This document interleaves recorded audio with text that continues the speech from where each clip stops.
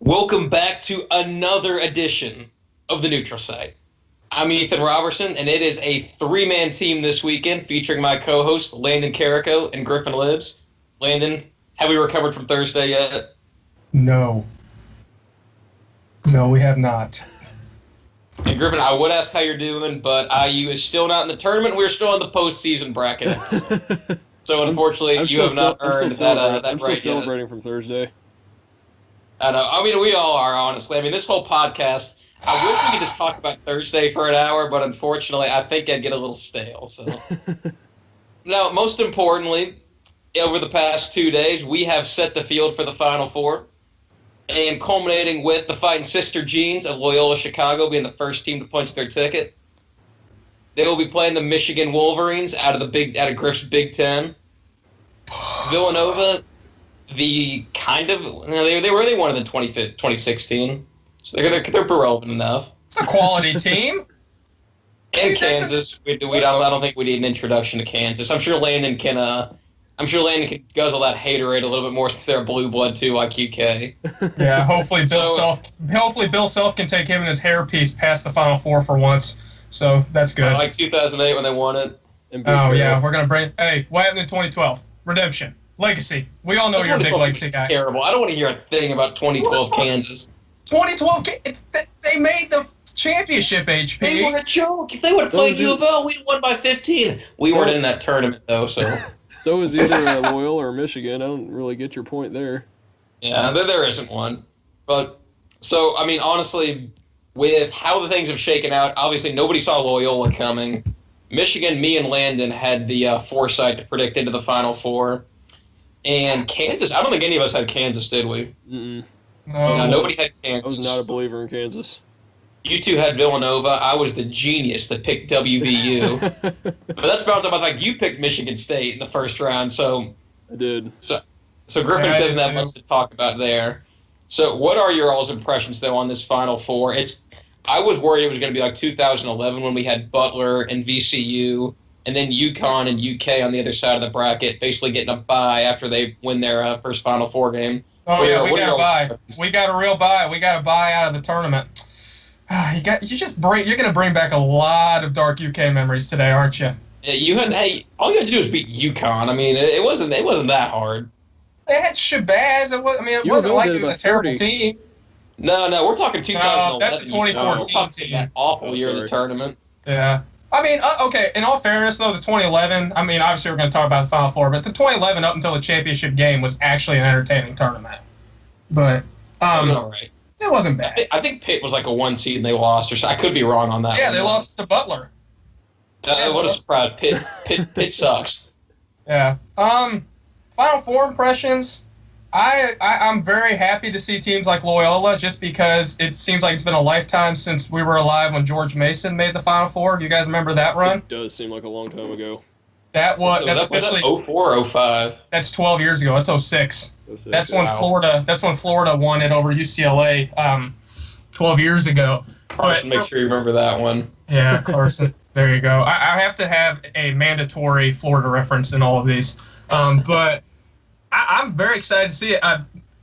Loyola, I've been watching them, and I told you guys at the beginning, that was a team to look out for. I had no clue, though, they were going to be a Final Four team. I actually think, though, looking at them playing against Michigan, obviously Michigan's talented, like, they have way better talent. But the fundamentals of Loyola are so crisp and so precise. I think they give Michigan some problems, and it's not like Michigan plays this real up-tempo game that will throw Loyola off. They're a very slow-tempo team. And Mo Wagner, I mean, he's been playing well, but he seems like he's been sliding down the charts a little bit, and he hasn't been playing as great like last night. But I'm not saying I think Loyola's going to make the championship. I still think Michigan wins that game. But it wouldn't honestly surprise me if Loyola did actually make that game. They're playing that well. And you know what the most dangerous thing is? They have absolutely nothing to lose. Can you imagine if you're Michigan and you lose to a mid-major team for a championship game? Can you imagine the ridicule you'd get for that? Shut down the program. Yeah. Beeline gets shipped out to Alcatraz, yeah.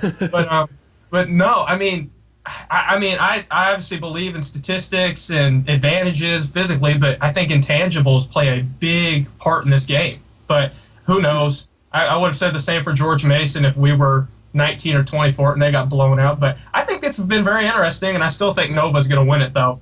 Nova, to me, just looked too good. Going out on a limb on that one with Nova. I have Nova winning in my bracket. I have to pick them. Yeah, but, you do. Yeah, but KU, I don't know. KU, it seems like when they make the Final Four, they always make it to the championship game. But then again, Nova's the same, and honestly, I'm taking Nova with how well they've played. They made Texas Tech shoot terribly today, and Texas Tech's been playing really well from the perimeter. So they even shut down Zay Smith, which is a big thing to do considering how hot he's been lately. So I'm going to go ahead and take Michigan and Nova in the championship, but I'm going to wait until the actual championship is decided of who's playing to make a pick, just because of how unpredictable some things have been. Griffin, what do you got? Well, like you, I'm really excited about this Final Four because Loyola being in it, I think, is really, really good for the sport. It's incredible parity, and we've seen that this entire tournament. It's even brought up the argument that college basketball should adopt the college football playoff format where undefeated teams don't even get a chance to play for a championship. So, right. IU football's really suffered from that lately, haven't it? So is UK football. Music City Bowls don't cut it anymore.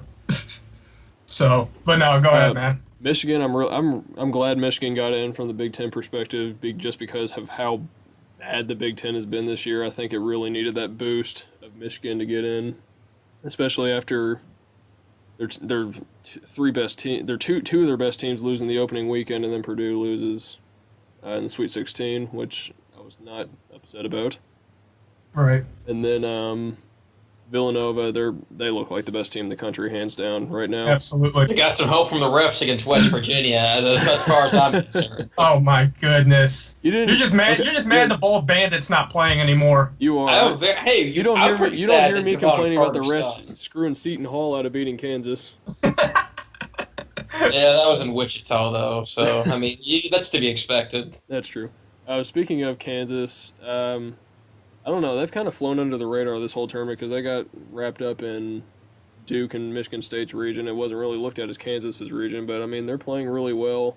Devontae Graham is playing out of his mind right now. Mm-hmm. That's an interesting point though.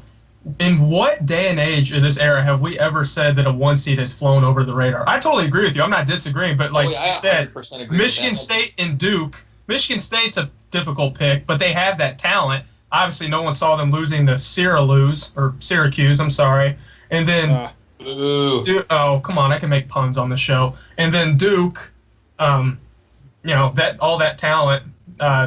Obviously, they're going to lose Bagley. Probably should lose Carter, Trent, and Duval, as well as everyone's favorite college player of all time, Grayson Allen. It's finally over. Yeah, thank goodness it's over. The reign of terror is over. You guys want to have a party over at my place after the tournament? Can celebrate Grayson. I'm going to Hanover, but I said it. I said at my place at our house, but whatever. But HB, what's your impression right now? I was actually thinking the same thing. You were like, has a one seed ever just like had nobody care about it? Like nobody cared about Kansas? Maybe this year's Xavier, and I'm not saying that. Everybody knew Xavier wasn't a one seed, right? I'm not saying I cared a lot about Xavier, but I mean that's for things we're going to discuss not right now. But I think one that's comparable, maybe Gonzaga in 2013, but that was kind of one that everyone said, well, they're going to lose. It wasn't really that under the radar. Right. Yeah, that's true. They almost got it's been kind of a bizarre tournament, honestly, because the left side of the bracket just totally melted down. I mean, like in the South, probably the top three picks to win that bracket. Virginia, Arizona, Kentucky, they all didn't get past the Sweet 16. Two of them didn't even get out of the first round. In the West, that bracket just totally fell apart right from the onset, too, with Xavier losing relatively early. UNC's got blown out by Texas A&M. So, I mean, Michigan, that's a pretty reasonable pick. I think a lot of people would have had them pegged as either the number 2 or number 3 choice out of the West. But the East side of the bracket's held to form pretty well. Villanova, they played pretty well. I mean, the only team that I think they've played that's been playing well is West Virginia, because Texas Tech was just terrible today. I mean, they were terrible today, but they didn't look bad when they when they played the other night, when they played Purdue, just because Haas was out. Harms is still a tough player to guard. Harms is no Haas. I think Harms is better on defense than Haas is, but at the same time, you can't replace what Haas does for their offense. Yeah. It's like going from a Gorgie Zhang type player to Mahmoud. Like Mahmoud's going to give you the defense, but Gorgie just means so much to your offense that's just not an equal switch. When Haas went down, Purdue had to completely change their offense. Yeah, it just changed everything for Purdue. And I guess in the Midwest, like we said, Kansas was just the most under-the-radar one, and from an absolute top 4 blue blood program that we've ever seen just fly under the radar like they have. But, I mean, they're about as deserving of a Final Four team as I can think of in this tournament, honestly. They beat a lot of good teams. They beat Duke today to get to where they are. So I honestly thought that you talk about Purdue had to switch their offense. I actually think that was a good indicator. Well, actually, no, that was that would have been Texas Tech.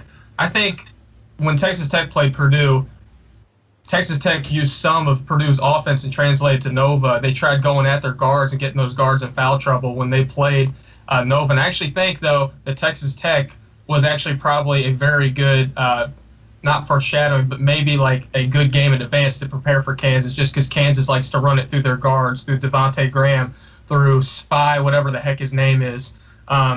And all their other guards, Kailu, and then like Malik Newman.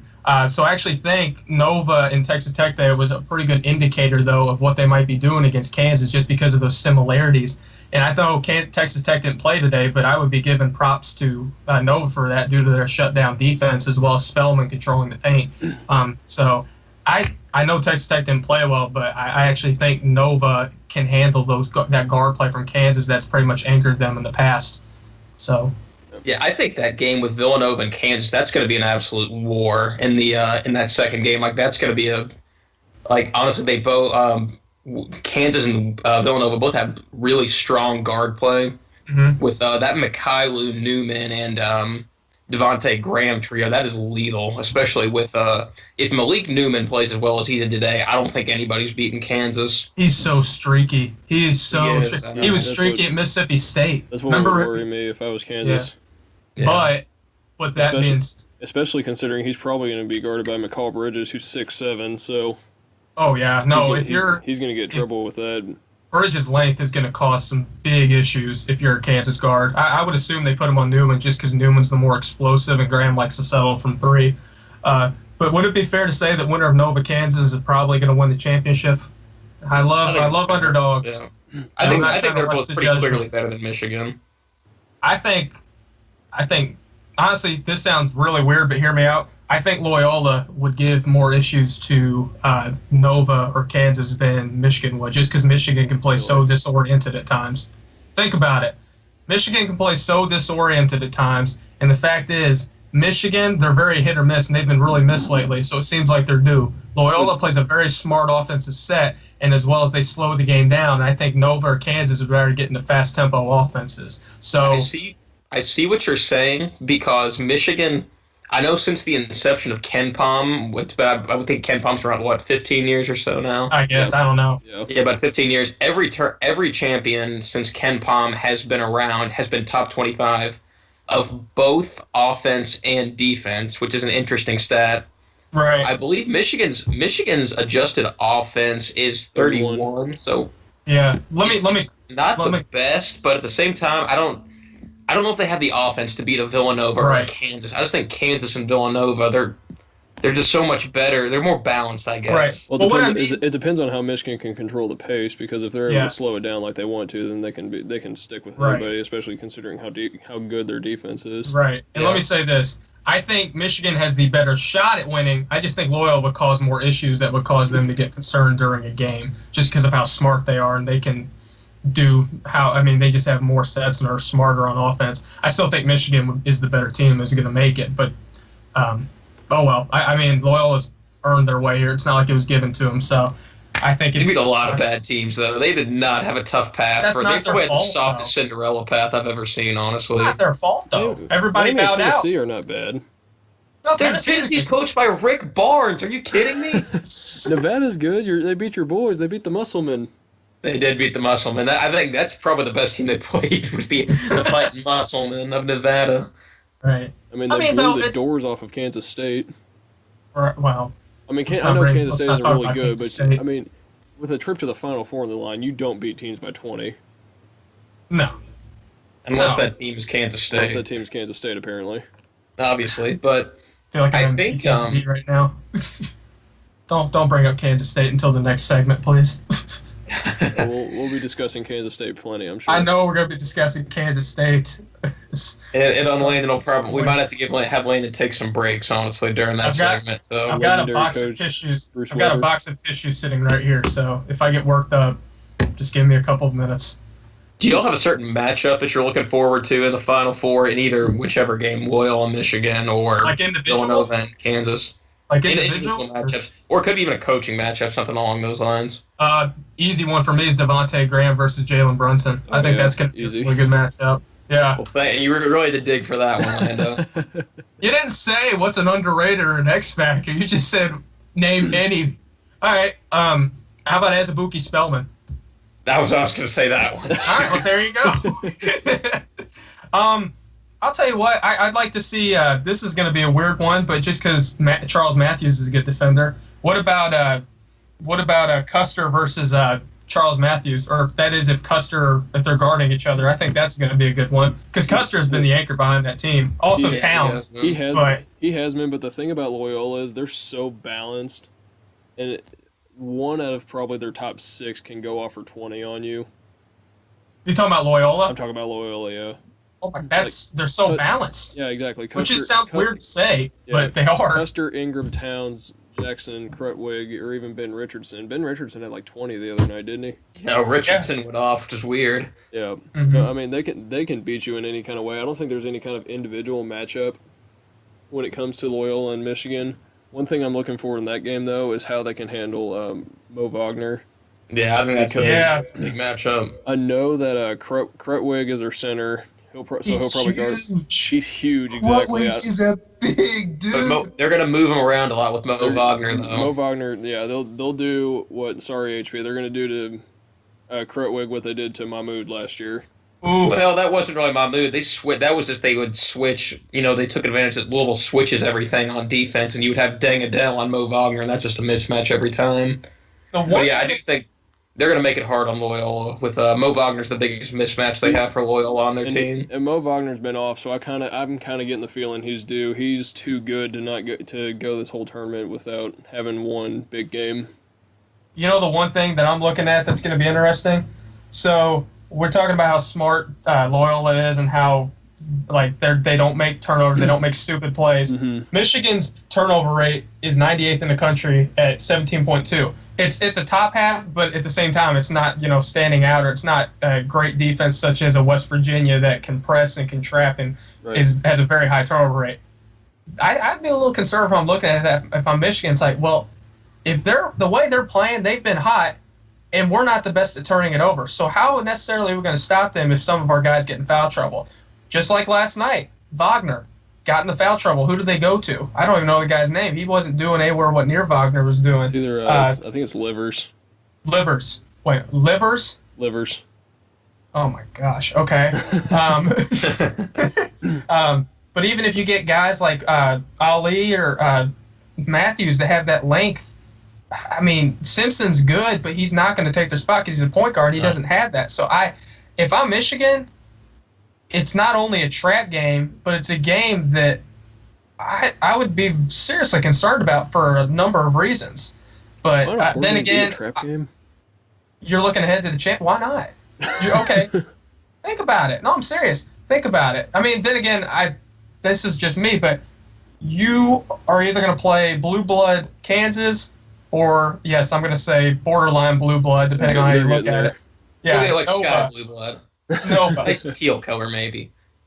Yes, you are in the Final Four, but you guys don't think maybe, just maybe, with a mid-major being the only team standing in front of you, you aren't maybe looking a little bit ahead? You're just right, a little bit? The thing about Michigan and Loyola is if you look at their shooting percentages, you look at their turnover rates, their rebounding rates, they're almost identical. and Right. and even their pace is the same. So It's gonna be a slow game. It's gonna be a slow game, but there's not gonna be a lot of mistakes. I think they're both gonna shoot the ball really well, so it'll be an entertaining game. It doesn't have to be fast to be entertaining, but no, but I don't want to watch Virginia basketball. No, it's not. No. Oh, I don't either. But they're the same team, so what it's going to come down to is if one of those teams can separate themselves either on the boards or in the turnover, and I think that's whoever wins the rebounding battle or the turnover battle, they're going to win the game. Yeah. I'll tell you what, I'll say this. I think Loyola's coach has earned himself a big paycheck. Oh, he has. Mosier. I know we talked. Porter, yeah. He's Porter. got 2 last names. It's like Sounds like Ricky. a steakhouse, honestly. No, it wouldn't surprise me if he got looked at for the Pittsburgh job. I know we talked about that the other night. Dude, I'm getting looks from Pittsburgh right now, if we're being honest. They haven't taken anybody with the pulse. Oh, man. Oh, yeah. But, no, I think he's obviously done a great job. They wouldn't be where he is without him, or unless Sister Jean has been doing a lot of praying as of late. But Let's say that's the matchup is John Beeline versus Sister Jean in the How can you not pick Loyola? They literally have God on their side. They do, seriously. Did you guys see that they're already selling the Sister Jean bobbleheads, and they've already sold like 700 or 800 of them? Have you not seen the T-shirts that they made? And they say Air Jean on them. No. And Air Jean. That's pretty the solid. Jumpman That's logo. good. No. That's some good She's marketing. got I like give them the red and yellow checker, like striped scarf. Wait, they inserted her face on the No, Jumpman it's logo? a silhouette. It's like the Jumpman logo, but it's like you can tell it's an old lady, and it's got the red and yellow scarves that they wear. I would have died laughing if they just put her face on top of the silhouette. In nun garb and everything. Oh, I would have died laughing. I would have bought one too. I'm sure we could talk about Sister Jean for days, but moving on to the other side, I know we've touched on it a little bit, but Villanova, Kansas, that's the matchup everyone's probably going to be looking forward to. Yeah, let's be honest, yeah. What looking over the stats of it, what stands out to you? I think that matchup with Malik Newman and Dante DiVincenzo is going to be big because those are kind of like your third kind of guys on the team. You know what you're going to get out of Mikhail. You know what you're going to get out of Devontae Graham. And with Villanova, your stars are going to be Jalen Brunson and McCall Bridges. But a guy like Dante DiVincenzo, a guy like Malik Newman, those are the people that can put you over the top in the tournament. And I think one of the best things I've heard, generally speaking, as like a rule of thumb in the tournament, you're going to have to win at least one Plan B kind of game where something's going to go wrong, or like not any shots, somebody's going to get hurt, or whatever goes wrong, something's going to happen, and you need a guy like a Dante DiVincenzo or even a Phil Booth or a Mitch Lightfoot, an Azubuike to step up. Mitch Lightfoot. If Mitch Lightfoot carries Kansas to the championship, that'd be one of the better stories we've seen. But I think those two guys, Malik Newman's been streaky. We were talking about this a little bit earlier, but he went for 32 today. I mean, he drug that Kansas team across the finish line against Duke. I think he scored. I think it was like he scored 13 in overtime. 3 points in overtime. It was something along those lines. Mm-hmm. So I think that's going to be the big matchup. Whoever has the better day between those two is going to go a long way to determine who wins the game. I don't know what your all's thoughts are about that, though.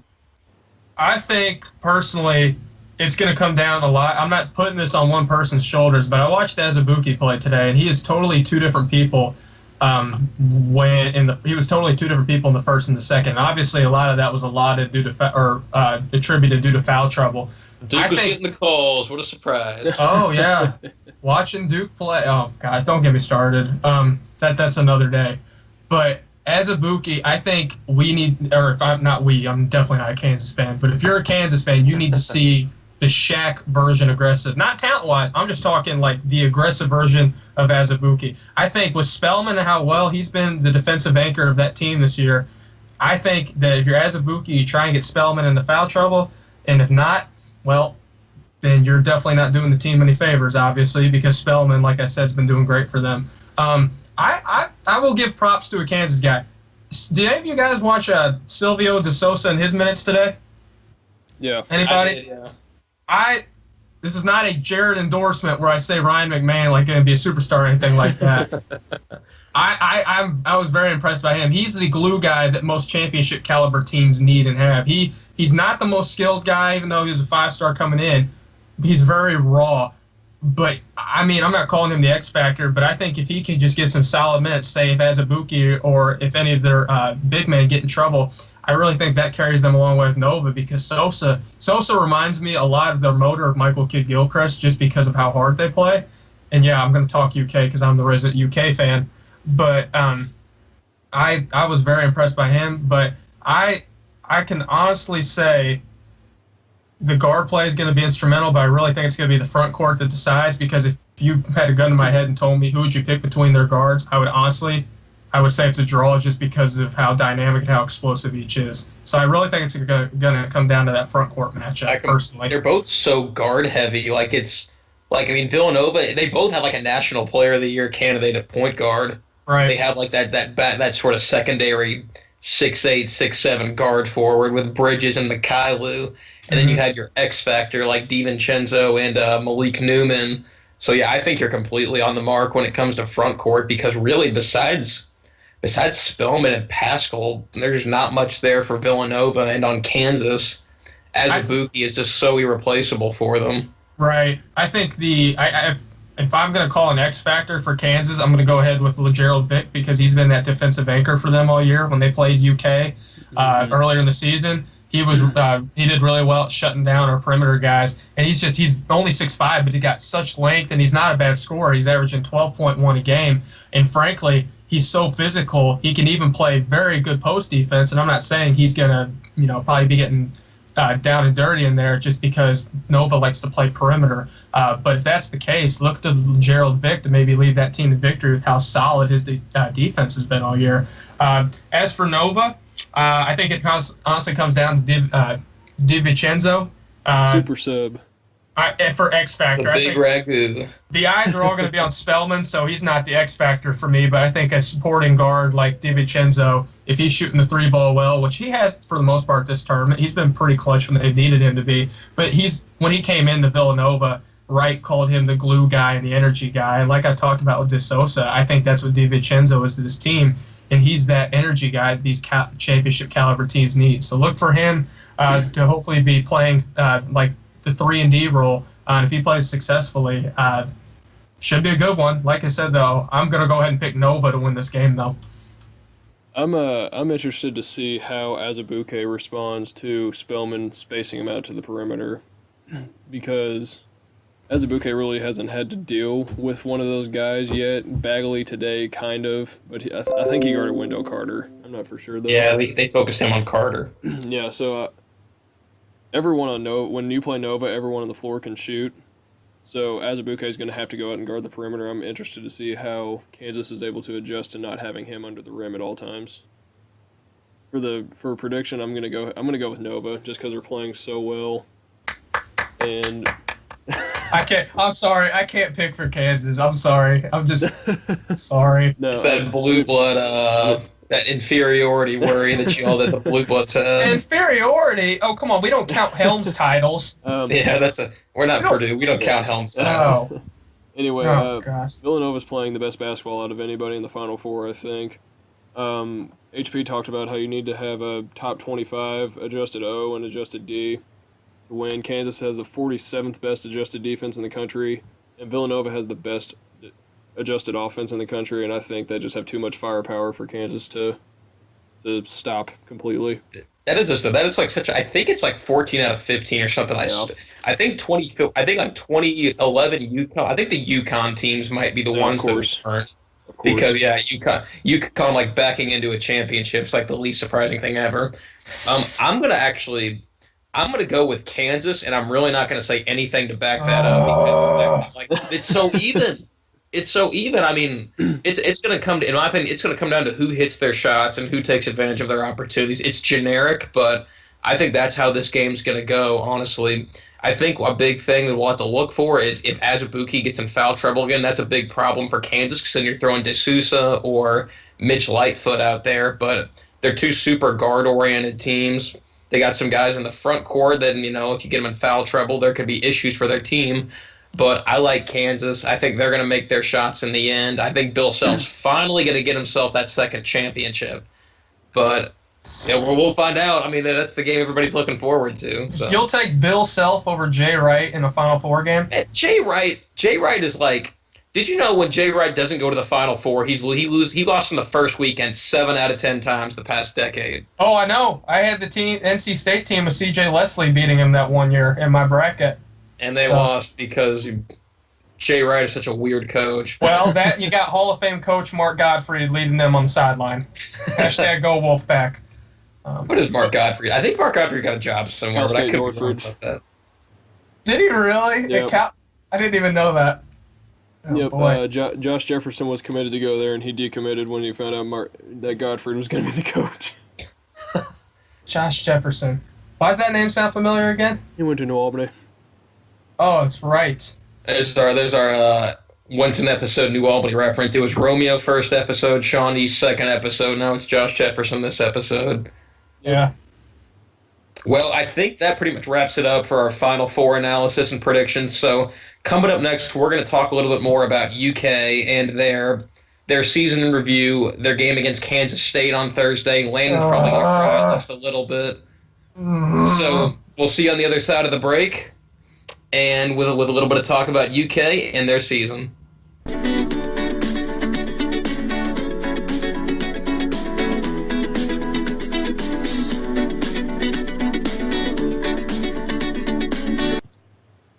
Welcome back to the Neutral Site, your premier source for Kentuckiana and national sports and news. And coming back from the break, we talked a little bit about the Final Four. And obviously, UK had an absolutely golden chance to get to maybe the easiest path in the history of humanity to get to the Final Four. Just like Landon said, episode 1, how they did not get screwed by the committee. On Thursday night, Phillips Arena was a house of horrors for UK as they lost 61 to 58. Did you write this in advance, or is this off the top of your head right now? This is all off the top of my head, just for the record, but... Sounds like you wrote this for poetry class. Keep going, though. It is poetry, that's why. Oh, keep going. Anyway, they lost 61 to 58 to the Bruce Weber Kansas State Wildcats. I mean, I cringed a little bit just like thinking about Bruce Weber. Ugh. And I'm going to be completely honest with you, Landon. They totally choked. Like, that was 100% a choke. Oh, it's my turn. You're done. Yeah, okay, yeah, it's your turn. Yeah, you have to own it. You got to like you either got to defend or just go in on them, or take runs at like 18-year-olds. I'm not gonna take runs at 18. No. I mean, that's usually Griffin's thing, is taking the runs at like Josh Newkirk or whoever. Hashtag Josh Newkirk sucks. I can do that. That's fair enough. Okay. I've been dreading this for the last 3 days, but let's go ahead and get into it. UK did choke. I will admit it. I do have to say, though, I'm very tired of Calipari getting blasted in the national media for it, because I'm not taking jabs at UK players, but you got to hit your free throws. PJ Washington going 8 from 20 doesn't help, and the only reason we were competitive in that game was for PJ Washington when he wasn't shooting free throws. PJ played his butt off, though. Yeah, for anybody on social media that's targeting the kid, back off, get a life, do something with your life. So, no, I'm serious. It's ridiculous. It's a game, people, as much as I'm a UK fan. Obviously disappointed. We got cold. We didn't shoot as well from 3. I thought we settled to start, and Nick Richards I wish we wouldn't have started Nick Richards just because we start out slow with him. And frankly, I'm disappointed. Shai did not show up. They had Brown and Snead with their length disrupting him, and I think that was a big problem for Shai and Quade. 15 to 5 and 5. He wasn't too bad. I thought he was one of your better players. He had a lot of turnovers, though. He had a crunch time turnover with 2 minutes to go that led to a Kansas fast break, and they went up 2. It's fair enough. But I was a little disappointed. It didn't help. Hamadou turned his ankle 3 minutes into the game. That classic UK injury bug, which that was nice. But it's a young team. It's a young team. I was a little disappointed in it, but if you I said it myself. I thought UK was going to end up in the Sweet 16. I didn't think it was going to be that kind of loss to Kansas State.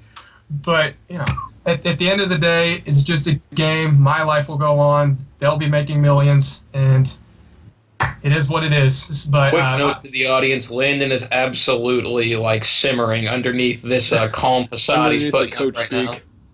Yeah, this is press conference Landon right now. I threw a chair after the game. No, that's only Griffin gets to do that. No, I'm legitimately serious. That's not a joke. I threw a chair at our AC after the game. Mom and Dad, if you hear this, I don't care. Mom and Dad, if you hear this, I don't care. I threw a chair at our AC. I don't know if they have it in the budget to fix it though, so probably not. But I threw a phone after Indiana lost to Syracuse in the Sweet 16, so don't feel too bad. You remember the time I told you guys I took off my shirt and beat it against a wall after Watford hit the Watford shot? It happened again. Yeah, whatever. Okay. But this team, I think it's going to be interesting. If we're moving past the Kansas State game, I mean, unless you guys want to take jabs at it, go for it. I definitely want to take some jabs at it, but that's just Come on. No, all right, this is an honest question, though. Like, what are your thoughts on Kevin Knox not getting the ball once? He didn't touch the ball once in the last 3 minutes of the game. Because Kevin Knox has the idea to take terrible shots with less than 3 minutes to go. Even though he played well at the end of the West Virginia game, he took some extremely ill-advised shots. He's been rushing his shot this whole tournament, even the Davidson game. He has star power to make those shots, but when he's off, he's off. He played bad against Buffalo, other than when he didn't have the ball. So I understand it. I think Cal should have made a few more adjustments, especially when we were on D with 20 seconds to go and we let Bryce Brown drive the lane with no help. I think they should have gone zone, honestly, just to give him a different look. But I don't know. That is the one thing I'll say about Cal. I think at times he doesn't adjust accordingly, but he's still one of the best coaches in America, and I wouldn't trade anything for that. So you don't think they should have given the ball to Kevin Knox, but rather give it to Shai Alexander, who was shooting 25% at that point, or PJ Washington, who they were just going to hack and he was going to go miss a free throw or two. What possession are we talking? Are we talking about the final shot, or are we talking about the final? We're talking about just the last, the last 3 minutes. Under 4 TV timeout on. I think a lot of that has to do with the youth of this team, and hear me out. Everybody wants to be the hero, and everybody wants to take that shot that sends that team to the Elite Eight. I think it was more so every one of the guys was thinking, you know what, I'm going to be the hero. I'm going to be that guy. And unfortunately, I mean, Cal can tell him get it to Knox, but Knox wasn't hitting his shots. And Knox is a guy that he likes to be the Iceman. He likes to hit it from three, the dagger. And frankly, he wasn't doing that, and he wasn't driving either. So if I'm Cal, I can understand why they weren't getting it to Knox. See if you can get the ball is Shy, have him drive with how many fouls they're calling, and get some free throws or a layup. So it's not the worst call. I didn't like our out-of-bounds call with 5 seconds to go. It was literally just heave a prayer, Tayshaun Prince style with Shy. So, yeah, I mean, I'm obviously disappointed, but it was a good season. We won the SEC tournament. If you told me this team would have turned out the way they did back in November, I would have laughed at you because I was not at all. I really wasn't impressed when they started, especially with Hamadou. But Hamadou turned it around by the end of the year. So it is what it is. I like our recruiting class coming in too, but we're going to need some guys to stick around, obviously. So it was a really bizarre game, honestly, just because of the fact that Kentucky, it didn't look like they were ready to play when they first came out, and Kansas State started fast. But, I mean, it was like this whole game just kind of felt like, besides one big Kentucky run at the start of the second half, it just kind of felt like Kansas State was just kind of holding on for dear life all game. And it's kind of like It's kind of like in soccer when a team just kind of they just don't even try and score. They just try and play defense and either defend that lead or not keep up the tie. That's kind of what I felt like Kansas State was doing all game because, they didn't even have Dean Wade, who was their best player, and they had 3 guys foul outs. They were down 4 key players down the stretch. I know. It was weird. It was weird. Kentucky didn't hit shots. They didn't really take advantage of free throws, and no. Yeah, there's not many words I can use to actually accurately describe this game because I can give you a lot. Hits the free throws they probably win, but I can give you a lot. Disappointing, excruciating, hurtful. I'm sure you have plenty of 4-letter words that you can use, but unfortunately we are FCC. We're FCC, yeah, we can't do that. Right. I think this game was kind of a microcosm of UK's entire season. Because I want to disagree with you, but you're actually not wrong on this one. Because they looked like the youngest team in the country. Yeah. They did not shoot the ball well, even like they haven't all season. And down the stretch, you're right, they did try to all play hero ball, and that's what ultimately cost them. I will say this, and this is the thing that's frustrated me the most. It has nothing to do with the Kansas State game. When UK loses, I have a hard time turning it on this like ESPN the next day, just because it seems like ESPN loves to just read that headline of UK gets beat. But it really didn't have so much to do with UK. It was all about Calipari and how about the one and done system might be broke. And this is the thing that's not even really doing the one and done system that much anymore, though. That's like Coach K's like doing like the 100% bona fide one and done thing now. That's not even accurate. What do you mean Kentucky's not doing? We just lost last year. Fox, Monk, Adebayo. Oh no, I agree with you on that. But like Coach K is doing the. Coach K is like his whole team is one and done now. He had Grayson Allen this year, but that was it.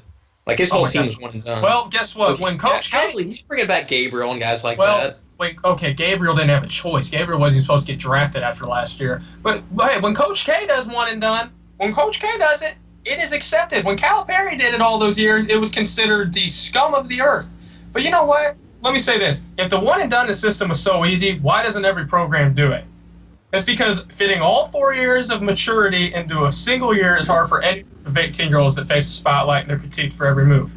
I will honestly say this, and I will always stand by this. Calipari is the best at getting his guys to buy into that team concept because with talent comes egos, which is a difficult undertaking for any coach. And I'm just specifically talking about one and done. I'm not talking about 2 and through or anything like that.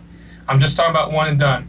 But in his time here, 4 Final Fours, a runner-up appearance with a team that had no business making that championship, by the way. That was not a jab at you. I'm talking about that was honestly a lucky run. And then a championship. The fact that I have to sit here and defend his resume because a bunch of people that, for some reason, hug on North Carolina and Duke don't think that's good enough. But honestly, we have done better than Duke in that time since Duke embraced the one and done with Kyrie Irving in 2011. But, it's whatever. But still, it's hard. Yet for some reason, we underachieve, and I don't get that. These guys are ranked on their AAU. They're not ranked on college basketball. They're ranked on their skill set. College basketball is a totally different game than the AAU. So it's not every year we see a Bagley or an Ayton. It takes these guys at least half a year to get adjusted. Bagley and Ayton came in and they were dominant right away. But, the one and done philosophy is hard. It really is, and I get tired of hearing people, is it broken? No, it's a bunch of 18-year-olds facing the spotlight for every single move they make. With this being said, though, I think that Cal needs to start getting some upperclassmen to stick around, even if that's graduate transfers. I know when we did it with Julius Mays in 2013, it didn't work out, but that team itself just didn't have enough talent coming in, even though they had Nerlens and Archie. Well, yeah, Mulder just didn't play because Mulder was a little bit of inconsistency. But, it's a high-risk, high-reward system. This is not a shot at you guys at all. But IU and UofL don't do it because they have systems that are very stable and they for the most part, do work. Yes, yeah, the joke HP and I have fifth them. The system that IU wants to have will work. Not the one that we had. Okay, with Crean, with Zeller and Vic, Verdell Jones, and Watford, that turned out all right. You guys shouldn't have been in our bracket. You mean the good for 2 years, awful for 2 years, good for a year, awful the next year? Yes, they lost their upperclassmen. They lost Zeller and Oladipo to the draft. Crean was just like a game of darts, honestly. You just kind of just threw it somewhere and just hoped it worked. Yeah. But still, I am tired of this constant thing about the media where it's like Cal systems broke. You think tomorrow they're going to go out and tell they're going to go out in the media and say Duke underachieved this year? Duke had way more talent than Kentucky. But you're not going to hear that from the media. You're going to hear about how Duke fought a valiant fight. But it's whatever. I get tired of hearing that as a UK fan. It just seems like kicking somebody when they're down. But I don't know. Landon, looking forward, you're looking at probably losing Shai Alexander, Diallo, and Kevin Knox, 3 of your leading scorers. Other guys who you might lose, Jared Vanderbilt and PJ Washington. And then you have Keldon Johnson, Emmanuel Quickly, and Tyler Hero coming in. So what do you think the immediate future holds for? It's the most depressing time of the year because we lose everybody. No. Okay, let me say this. Shai, should he go pro? Yes. But I will not be surprised if he comes back just because a lot of his weaknesses were exploited against Kansas State. He's a lottery pick. Why would he come back? He's the most ready on the team. No. I think he should go. I'm just saying I would not be shocked if he did just because he's got work on some things. like his jump shot and his agility and his acceleration. I still think he should go. Kevin Knox, same boat. Kevin Knox would come back and work on some things, but he's a projected lottery pick. You go. I'm not going to say like the Trae Young argument. He needs to come back. He's a projected top 10 pick. Why would you not go? And then Hamadou's got to. Well, no, he's not got to go. I like Hamadou. He needs to go. He needs to go because his weaknesses have already been exploited, and he's right in that range of where he was last year. So he really didn't do enough to propel himself. He didn't do enough to take himself out because last year he was projected to be at the very worst an early second round, but at the best a late, probably about, I'd say about 21, 22, like what the Spurs have this year, that pick. But I think he needs to go just because his weaknesses have been a little exploited, and he's not the best shooter, but he can thrive on athleticism. With that being said, if Jared Vanderbilt leaves, I like Jared Vanderbilt, I do, but if he leaves, then it's just almost at a point where it's intentionally pushing people out the door. Jared Vanderbilt, I like him. He's got a motor. He is a Dennis Rodman-like rebounder if you look at his per 48 minutes. But with that being said, he does not have a jump shot. He's shown that he is very injury-prone and he can't last a full season, which you could argue and say, okay, yeah, he should leave, but pros aren't going to pick him if you can't play a full season. But he needs to work on that jump shot. His jump shot is such a liability. Like when he came in, people were saying he has a Michael Kidd-Gilchrist level jumper. I actually saw Michael Kidd-Gilchrist hit threes. It was rare. It was like winning the lottery and then asking the girl of your dreams who is way out of your league on the same day to go out with you, and she says yes. That's how rare it was. But at the same time, Vanderbilt just needs to work on it. I mean, it's bad. Like, he can't hit it from 10 feet. He's just, I mean, even P.J. Washington can step out. Dakari Johnson has more length when it comes to shooting the basketball than Jared Vanderbilt. And we remember Dakari Johnson pretty well. Oh, yeah. Well, you should. But Dakari, not Dakari, sorry. Jared just needs to come back, work on his jumper. The very earliest I've seen him projected is second round. And there's PJ needs to come back. PJ was really consistent at the beginning of the year. I told Jared this when we talked a little bit after the game, the Kansas State game. He reminds me a lot of Terrence Jones. Terrence Jones has more length when it comes to shooting. He can space out the floor. But I think PJ and his physicality as well, some of his skill set mirrors that.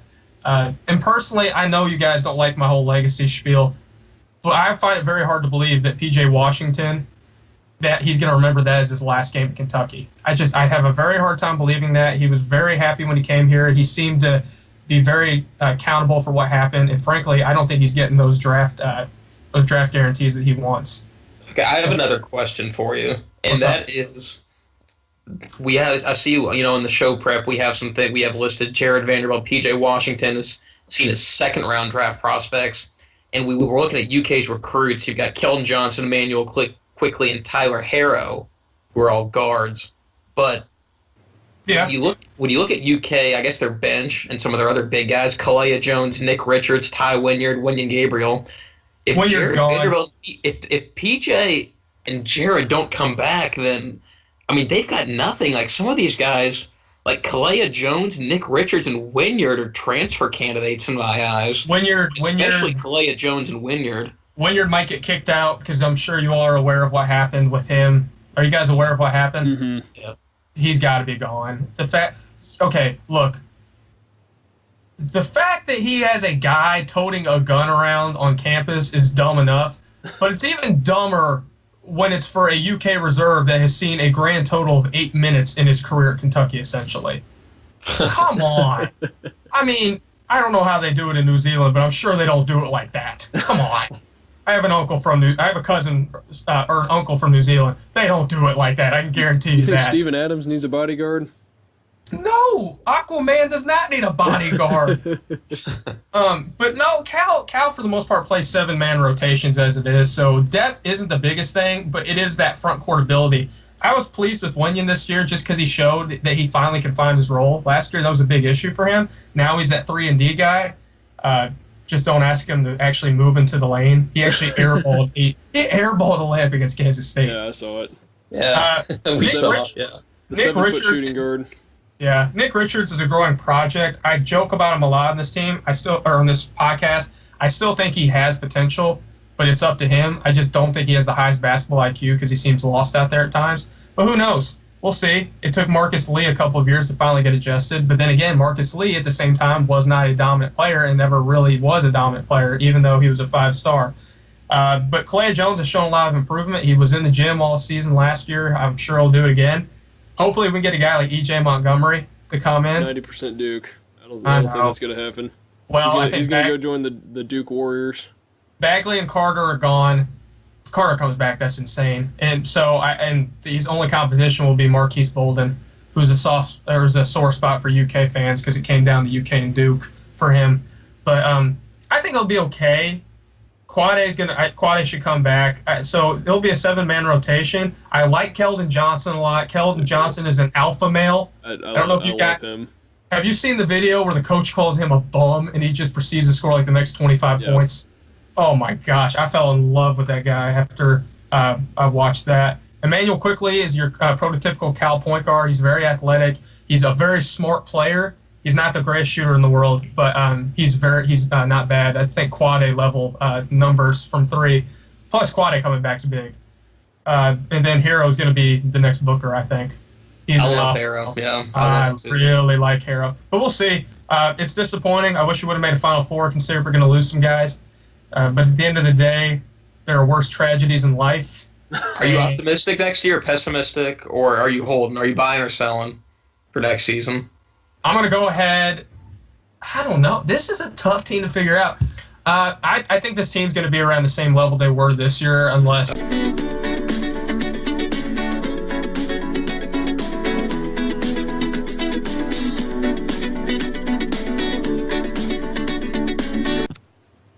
Ladies and gentlemen, welcome back to the third segment of the third episode of the Neutral Site Podcast. Since HB decided to take an opening jab at UK for my segment, I felt appropriate that I would lead in for his. And HP, I'm going to wait until you talk to make some jabs, but I'd like to take a look at UofL season review with you. What's your impression of it and how are you feeling right now? First of all, I don't know if I want to answer with you. You have not yet used any of the 15 seconds, 3 stacks, 2012 game, 2014 game, Katina Powell, strippers, banner, or FBI yet. Okay. So I'm impressed that you've been able to contain yourself. No, I haven't. You got 15 seconds. Go. I mean, I think this season was just an impossible situation. You know, we touched on it in episode 1. We went from having a Hall of Fame head coach in Rick Pitino with a team that a lot of people believe that could have went to the Final Four or even won the national championship when you had Brian Bowen and Rick Pitino on the roster. And you went from that to David Padgett and a bunch of guys that really were just the whole season was kind of shell-shocked, honestly. That's kind of... What about future superstar Ryan McMahon?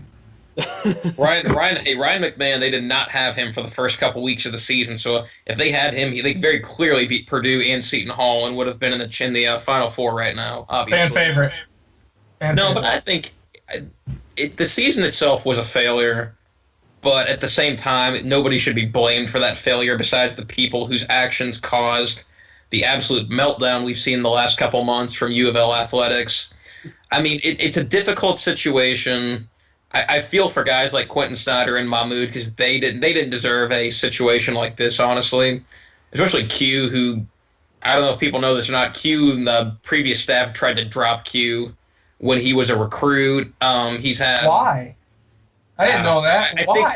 I think when he was being recruited, some people on the staff decided that he wasn't good enough to play at U of L and stuff like that. And Q had a great 4-year career. He didn't pull a Cat Barber and steal from their wallets. That's what I'm saying. Yeah.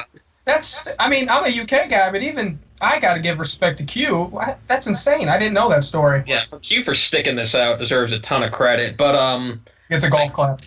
There were some guys that didn't really. The only guy that I think really made a big jump from last year in his development was Ray Spalding, because Ray Spalding was just a beast this year. Yeah, I agree. He was.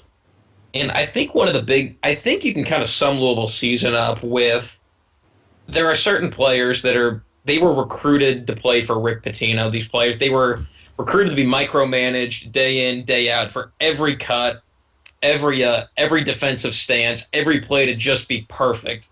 You know, guys like Dingadell and Honest Mahmoud, they need somebody like that screaming at them every possession, or else you kind of get the Dingadell and Honest Mahmoud you got this year, where Dingadell, he had a lot of lazy basketball IQ kind of plays, taking bad shots, that playing some lazy defense that didn't necessarily endear him to some fans this year.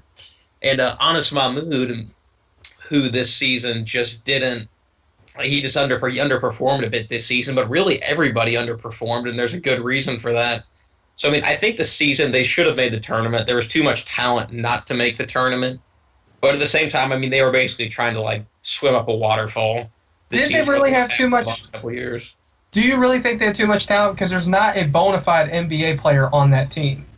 You look at the draft, and there's no prediction for Adele or Spalding even getting drafted, even though they're testing the waters. I think Spalding, I would be surprised if Spalding didn't get drafted, because I think Spalding, He needs to come back. He has too much athleticism, and his game's pretty well rounded besides his jump shot. But I mean, I wouldn't come back to work on my jump shot, just because whenever, the more tape the NBA has on you, the worse and worse your stock gets.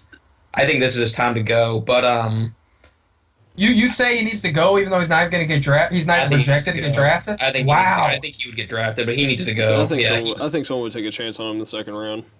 I think he needs to get away from this. The U of L hasn't done. We haven't given him what he deserves. Honestly, we haven't given anybody on this team what they deserve. But you don't think that if you hire a coach, I'm not going to say that coach's name, but if you hire a good quality coach, you don't think he can help propel Ray Spalding's draft stock? This guy's going to I don't know if the coach in question is really the guy for big man, but I'm not even referring to him. I'm just referring to any quality coach in general. Yeah. You don't think that would help? I think really it's just junior year is just such a weird time to declare for the draft, because really the big time prospects are mostly gone after their freshman year. If you're a Miles Bridges type or a Donovan Mitchell type that needs some extra seasoning after your first year, you'll go after your second year. But junior year, usually most people, they're either a 4-year player or they're going in their first 2 years nowadays. So I think Ray Spalding should go. Dingadell should come back. Those are just my thoughts on it, though. I'm going back to what you said about NBA talent. I think VJ King, Malik Williams, Darius Perry, just to name a few, Jordan Wara especially. I think Jordan Wara might be one of the better prospects on the team. But I think there's a lot of guys, going back to what I said earlier, that would have developed a lot better if they were playing for a Rick Pitino-type coach instead of David Padgett, who was just so unsure of himself for the first, I'd say, 2 months of the season before he kind of started to figure things out in ACC play. I don't know what your all's thoughts are on that, but that's just kind of how I saw it. Well, I'll say this. You can't blame Padgett. You're not blaming Padgett, are you? Oh, no. Oh, God. You're crazy to blame Padgett. No, because I thought I heard you say it. No.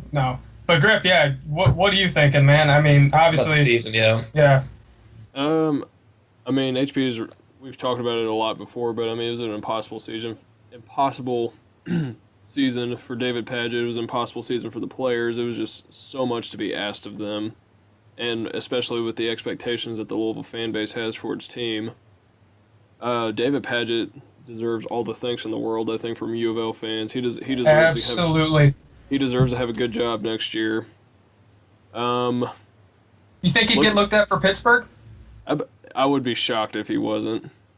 I mean, Pittsburgh will be hiring based on how he did this year, and also based on its now very limited options. Yeah. But HP got offered apparently, so it's looking up. Yeah, I think I'm going to turn him down though and go to Evansville or something like that. Yeah. But, Evansville. I know. As a U of L fan, the season was probably disappointing just because of the expectations that were before it hit the fan. Yeah, it did. Just it did. 2 days before the season started. Yeah. But I think there's better days. There's definitely better days ahead sooner rather than later for Louisville. I think, especially with a pretty much guarantee that Chris Mack's going to be the next coach. I'll knock on wood. And they also guarantee that Jared shaves his head. We got to remember that too. That's right. I'm going to knock on wood for you there, HP. I know. God help us all. Jared shaves his head. I thought there's a lot of bright spots for the future of Louisville. Obviously, you got what you kind of expected to get out of Q and Mahmoud, and Ray Spalding, like you said, took a great leap this year, but I think he's probably gone as well. I honestly think Deng Adele's gone. I think he is too. I think he needs to come back, but he's going to go. I think he's going to go because I think if anyone on this team has a chance to get drafted, they'll try to get away from it because no one really knows what's going to come next. Do you think he'll get drafted, or do you think he's a transfer prospect, considering he's going to be playing for his third coach in 3 years? He'll be an unsigned free agent probably. Didn't Jalen Johnson just get picked up from the Bulls or something? He did. The Bulls are obviously tanking very hard right now, but I'm happy for Jalen, though. It's actually kind of funny that all these guys are starting to make the league right after Rick Pitino gets fired. That will forever be one of the most confusing declares ever. Jalen Johnson came back, and Jalen Johnson went to the draft. That was weird, but that would be like the Pelicans signing Sam Malone to a 10-day deal. So HP, just looking at who might. I know there's a lot of moving pieces, like who might leave, who the new coach brings in, who the new coach can maybe sway out of this class. I don't know. What are your immediate thoughts on the near future for Louisville? Can we just go ahead and assume that Chris Mack's the guy? Yeah. I think it's pretty much. Matt Jones even said it's all over but the shouting for Chris Mack. It needs to be Hall of Fame coach Steve Alford, but I am mad. Whatever. Go ahead. For Chris Mack, they already whiffed on Crean. Yeah, we couldn't get Crean from that huge contract at Georgia, but I think if Chris Mack comes in and if he can keep everybody. And I think there's a pretty good chance he can keep everybody besides Deng Adele and Ray Spalding I think if he gets the job. I think between Deng Adele, Ray Spalding, and VJ King, you lose at least 2 of them. I think you lose 2. VJ, I'd say, would be more of a transfer candidate than a draft candidate. Yeah. I was about to say, I think he's been a transfer candidate since day 1. Yeah, I was about to say, what's ever since he had Rick Pitino yanking him every game. Yeah, I was going to say, what is VJ getting picked for? The LNBA, the Lithuanian National Basketball Association? Yeah, he's playing on LaMelo's team. No, he's going to go play in the Italian League and start in the Italian All-Star game with Peyton Siva and Damian Lee. That did actually happen. Those guys are the Italian All-Star starting backcourt. Trey Lewis or Damian Lee? Trey Lewis. Trey Lewis and Peyton Siva. Okay. Which is even better, but... Damian Lee actually got signed to the Hawks for a couple of 10 days. So no, but I think going back to Chris Mack, and if he brings everybody back, I think Jordan Warren, VJ King, both have star potential in his system, considering what he did with Blewett at Xavier. And I think the big people I think he has to bring back, you need to bring back one of Warren King. You need to bring back Darius Perry, because I think Darius Perry is going to be the heart and soul of this team going forward. And he's exactly the kind of point guard that was meant to play at UofL. And I think you got to bring back Steven Enoch, because Steven Enoch is the one post kind of guy, 6'10", 250. Rick Pitino was looking at him before he transferred from UConn as, what the heck is Kevin Ollie doing with this guy? And fair enough, the entire UConn fan base is probably asking this year, what is Kevin Ollie doing with these guys this year? But I think if he can bring those guys back, and if he brings everybody back, they can be good. They're going to have to fill some holes with transfers. Oh, boy. Okay, I'm going to take this one. I think they can make the tournament if they bring everybody back. Oh, boy. Yeah, I'm knocking you down a peg. Yeah. Okay, look, I like Chris Mack. I think he's a good coach. But Chris Mack is a tad bit overrated by your standards. I'm sorry. He got Xavier to a 1 seed. How is... Sean Miller had them. Sean Miller had that program stable enough, and Mack has not propelled it forward or done nothing with it. They average near 10 losses a year. Forward. They're in the Big East now, and they just got a 1 seed. He built a program. That's a Big East. I don't care about Jared's look at the Big East review. It's not the Big East that we came to know when we were kids. It has Marquette, Creighton. I mean, my gosh, DePaul's still in it, and they're terrible. I mean, come on, St. John's. This isn't the Chris Mullen 1984 St. John's. This is the currently Chris Mullen terrible St. John's. I mean, HP, I'm sorry, but I know Darius Perry looks good, but the man only averaged 4 points a game this year. He's coming off the bench like 100%. Yeah, but it's not, eye-opening stats. And Mack, like I said, Mack is a good coach, but Mack is not the best recruiter in the world. Even you're talking about he signed a top 10 class at Xavier last year. Xavier's not even a Power 5 team. Yeah, I understand that, but at the same time, he hasn't done anything with that foundation Sean Miller left him when Miller left for Arizona. Now, granted, that foundation could have been illegal since it's Sean Miller. Yeah, I was about to say, that was very clearly illegal. But, like, you're comparing Did you compare Noora to Trayvon Blewett? I think he could be like him because they're similar. No. They're similar players. No, Blewett, the Blewett talent level is immensely higher than Noora. I'm sorry, but come on. I think Chris Mack will build a good program at Louisville. I think. I'm not disputing that. I think we can all agree with that. I just think HB's blowing this one out of proportion. I think he's blowing next year out of proportion. You got to look at it through the reality of this. Louisville is losing, or could possibly lose their top 5 scorers. Yeah. And then you're bringing back a team of a bunch of sophomores and juniors who played 10 to 15 minutes a game. Offense is going to be a struggle next year. And we're going to have they're learning, bringing the ball down or something like that. When Chris Mack comes in, this is how it was with Archie at Indiana this year. You kind of trick yourself into thinking of the UofL has more talent than Indiana, though, and it's not close. UofL didn't have enough talent to make the tournament. How do you think they're going to have enough talent? David Padgett and not a Hall of Fame head coach, though. Steve Alford's not coaching them, HP. It's going to be Chris Mack. You got to think of it like this: if you could lose your top 5 scorers, everyone becomes a freshman again because they have to learn this whole system. They have to learn Chris Mack's system. Oh, and plot twist: they don't have any recruits coming in. They don't have any recruits coming in, exactly. Now, is it possible for them to get a couple of good grad transfers that could maybe sneak them into the tournament? Yes, absolutely. I don't know if Chris Mack can do that, but just looking at what UofL has coming back, I mean, it's just, and what maybe Chris Mack could bring from Xavier with him. He has 3 3-stars committed to Xavier right now. I wish we had last year's recruiting class for him to bring with him. That's for certain. We all do. But it's going to be hard for Mack to. It's going to be hard for Mack to recruit there as is because of some of the sanctions. And honestly, that's going to be the hard part. I agree. That's the hard part. Is going to be recruiting going forward. That's why he's going to have to work a lot of grad transfers because FBI sanctions don't matter because they're not coming until after the grad transfers are gone. Right. And I know you won't agree with me on this, and I'll give you a very a very easy example of it, of when you're going to disagree with me of it. The media perception of Louisville is going to cause a lot of recruits to say, or even parents to say, maybe I don't want my kid going there. How about Romeo? I disagree. Rick Pitino did fine. Rick Pitino he was going to have a top 3 class. If UofL signed Balsa, if they had a class of Ramey, Anthony Simons, and Balsa, that's a top 4 class.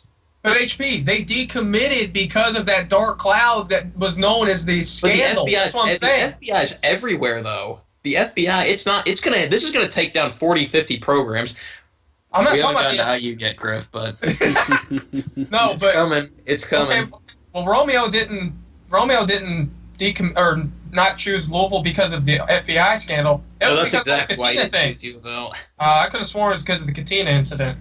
No, the Katina thing was quite common knowledge when Romeo was being recruited. All I'm saying is Chris Mack is going to have a tough time, and it's honestly going to be rough for him. He's not going to have the stability he had at Xavier. There's going to be the sanctions. The media perception's not going to help him.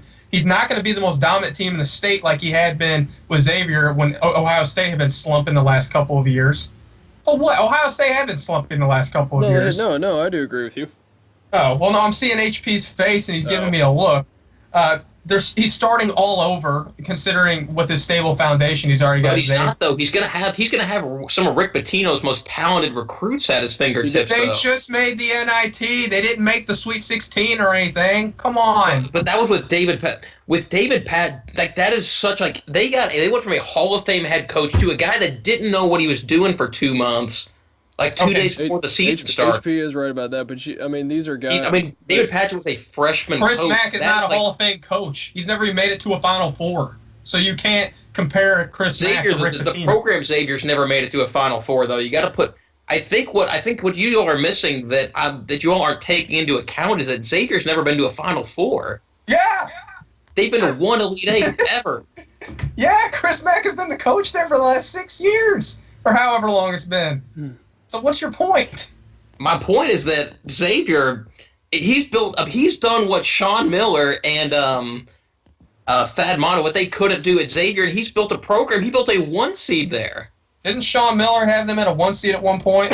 No, they were never close to a 1 seed. They had some success in the tournament, but they were never a 1 seed under Sean Miller. You realize when Thad Matta was there, they were mostly a 2 or 3 seed, right? They even had a player of the year and a guy you might know by the name of David West.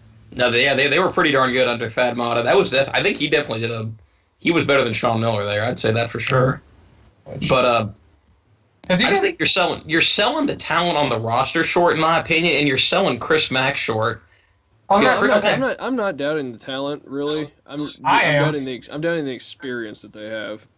Now, that's fair. I think that's fair. I think Louisville will get better as the year goes along next year. I don't know if they'll have enough to make the tournament, but you're returning a guy who averages 6, 4, 4, 4, and Stephen Enoch, who averaged 3 points a game at UConn. Real barn burners. Points per game don't tell the whole story this year, though. I don't think points per game tell the whole story this year. You got to score to win the game. You got to score, yeah. Well, that's no lie. You got to score the basket. It's not like Chris Mack is a defensive wizard to where they're going to be able to rely on their defense. No, we're not bringing it. We didn't get Shaka, unfortunately, like J-Rod had pined for in the last podcast. But we've been giving him a hard time this podcast, haven't we? Yeah, that's okay. Though he'll listen and he'll get something out of it. Yeah, but no, I just think there are some players that are tailor made for him though. Like everybody can. So there's a lot of ability to stretch the floor. There's a lot of quickness, and I'm not super familiar with his defense. I know he likes that weird 1-3-1 system. But I think there's a lot for him to work with. There's a lot of guys that will fit into his system well. Just got carved up by Leonard Hamilton. Yeah. Everybody was getting carved up by Leonard Hamilton. I mean, that man could coach. Except his turtleneck. If you're wearing a turtleneck under a jacket, you're doing something right. But HP, let me say this, and I'm assuming we can cut it there. I think you've got your expectations a little too high. I'm not expecting any like a deep run, or I'm not even expecting them to be ever like even wear the white jerseys if they do make the tournament. But I think if he can keep everybody, and that's the assumption I'm working off of. If they can't keep everybody, there's a lot of moving parts to this still. There are. If he can't keep everybody, then I think that just changes expectations totally. I know there's been a lot of rumors about Stephen Enoch potentially leaving, but if he can keep everybody, I think they can make a push for the tournament. You don't think any of the 3 guys thinking about leaving will, like VJ, Dang, or even Ray? I don't think Ray will because he's from the area. Yes, I think VJ comes back. Ray won't leave because he's from the area when he went to Trinity. He's Dang, on the other hand, he'll go. Yeah, Ray and Dang will go. I think VJ comes back. But I'm just saying, I like Mac. I think he's a tad overrated, but I think he's the best coach you guys can get right now. And I think we're going to have to agree to disagree on that last part. But oh boy, well, you the UofL fan, me the UK, it just seems natural at this point. So there will be many more of these sparring matches again. So, and then in the many future episodes of the neutral site. I think this is the first time you and I have gone at it on the air. There will be behind closed doors. It's interesting. Right, but that'll conclude the UofL season wrap up. And that'll also conclude our 3rd episode. It's been a great run so far. We've really appreciated your all's feedback as well as your subscriptions and likes. Feel free to hit that button again. It really helped grow our channel. And until then, stay neutral. We will see you all next week.